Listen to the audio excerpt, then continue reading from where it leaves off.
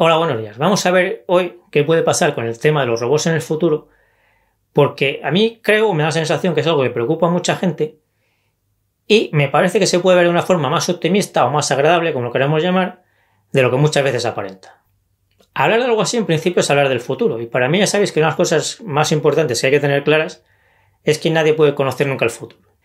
Pero este tema se puede enfocar desde la lógica y creo que eso tiene mucho más sentido y que es mucho más útil. Resumiendo, el miedo que tiene mucha gente con los robots ahora es que los robots vayan evolucionando de tal forma que consigan hacer la mayor parte de los trabajos que hacen ahora las personas y entonces casi toda la población se encuentre sin trabajo y sin posibilidad de volver a encontrar nunca un trabajo. Creo que más o menos este es el escenario distópico, o dicho con otras palabras, para echar a correr y no parar, con el que los medios de comunicación asustan habitualmente a la población. Y no es el tema de este vídeo, pero asustar a la población es un negocio y por desgracia es uno de los negocios más rentables que hay. Lo que vamos a hacer ahora no es intentar adivinar el futuro, sino utilizar la lógica. De forma que creo que vamos a poder descartar este escenario y eso os tranquiliza a los que le estéis dando vueltas a la cabeza a este tema. Lo que yo veo es que si el 90% de la población se quedase sin trabajo y de forma permanente además, como se supone, pues entonces las empresas que fabricasen con robots todo lo que ahora se fabrica se quedarían sin clientes.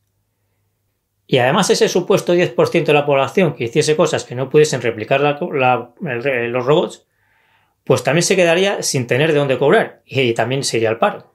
Por eso creo que este mundo no tendría sentido y no veo ninguna forma de que pudiese funcionar algo así. Creo que sería el colapso total para la población, pero también para las empresas, porque esos robots no les aumentarían los beneficios como se supone, sino que provocarían su quiebra. Así que creo que nadie querría llegar a esta situación de colapso total para todo el mundo y por eso no se llegará a ella porque se encontrarán otras formas de hacer las cosas. Yo creo que lo más probable es que si se hacen las cosas bien, los robots seguirán evolucionando y eso creará trabajos nuevos para mucha gente. Por ejemplo, si echamos la vista atrás, cuando se inventaron los coches pasó a haber muchos más trabajos que antes de inventarse los coches. Y lo mismo pasó con los aviones, con la tecnología y con todo lo demás. Pero la clave está en el si se hacen las cosas bien que acabo de decir. Porque esto no quiere decir que todos estos avances que he citado no hayan generado ningún problema para nadie, porque eso no es así. Cuando se han producido avances importantes, como estos que acabo de citar, la situación de la sociedad ha mejorado mucho. Pero ha habido personas concretas, y no pocas, que al menos en un primer momento han empeorado mucho su situación. Por eso, usando la lógica, creo que con los robots va a pasar algo parecido. Creo que el avance de los robots irá creando más puestos de trabajo de los que se destruyan. Pero igualmente me parece muy probable que en este tiempo haya mucha gente que pierda su trabajo. Y al menos durante un tiempo lo pase mal si no se hacen las cosas bien. ¿Y cómo hay que hacer las cosas bien para tener las ventajas de los robots a la vez que evitamos los problemas estos que nos van a causar probablemente? O que nos podrían causar si no se hacen las cosas bien. Pues yo creo que hay que organizar la sociedad de otra forma, cambiando el sistema económico con los 3 pilares que os comento siempre, que son el sistema de pensiones de capitalización, la liberalización del suelo y el fin de la pobreza impositiva.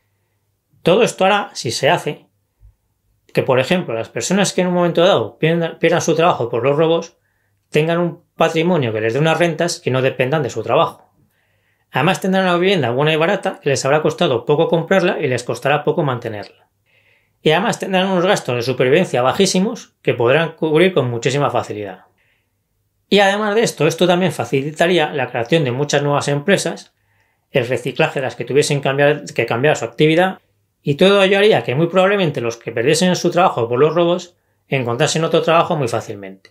Hacer todo esto es muy posible, y para lograrlo lo que se necesita es que algunos dejen de vivir del miedo de la gente y se inicie lo antes posible este cambio de sistema que hará que la vida de todo el mundo sea mucho más fácil y mucho mejor.